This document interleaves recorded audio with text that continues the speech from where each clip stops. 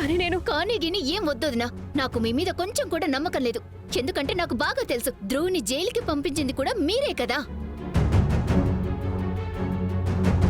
లేదు నది, నేను అలా ఏమీ చేయలేదు. ధ్రువ్ నీకు కూడా తెలుసు కదా నేను అలా ఏమీ చేయనని. ధ్రువ్ ఏదో ఒకటి చెప్పు. ధ్రువ్ చెప్పినా లేక ఇంకెవరు చెప్పినా సరే నా పాయింట్ ఆఫ్ వ్యూ అయితే అస్సలు మారదు. ఎందుకంటే నిజమేంటో నాకు బాగా తెలుసు. అండ్ మీరు మీ ఇమేజ్ ని గొప్పగా పెంచుకోవడానికి ఇలా ఖచ్చితంగా చేయగలరు.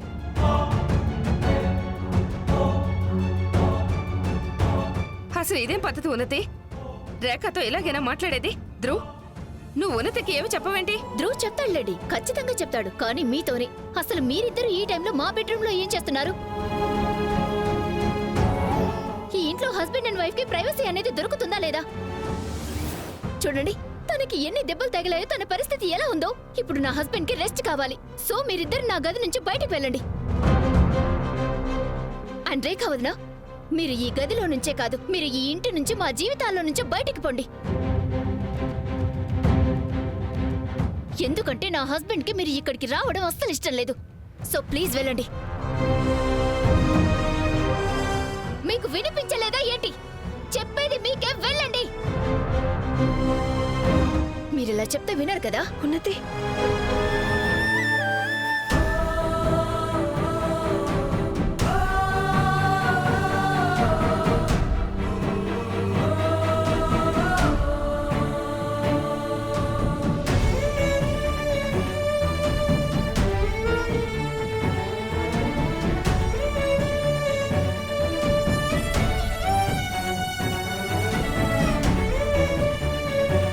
నా హస్బెండ్ నాతో చాలా క్లియర్ గా చెప్పాడు తనకి మీతో ఎలాంటి సంబంధం అక్కర్లేదని. సో మమ్మల్ని ఇలా బ్రతకనివ్వండి.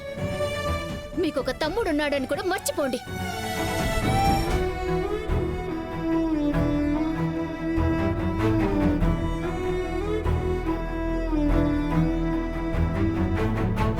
ధ్రువ్,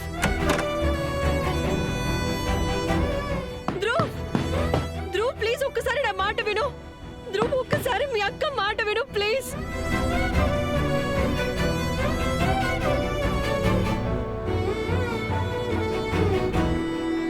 అక్క నీతో చెప్పాలనుకుంటుంది. ధ్రువ్, ధ్రువ్ ప్లీజ్. ధ్రువ్, ధ్రువ్ విను. ధ్రువ్, ధ్రువ్, నువ్వేం టెన్షన్ పడకు. నేనున్నాను కదా నీతో పాటు. అంతా బానే ఉంటుంది. మనమిద్దరం కలిసి అన్ని సాల్వ్ చేసుకుందాం.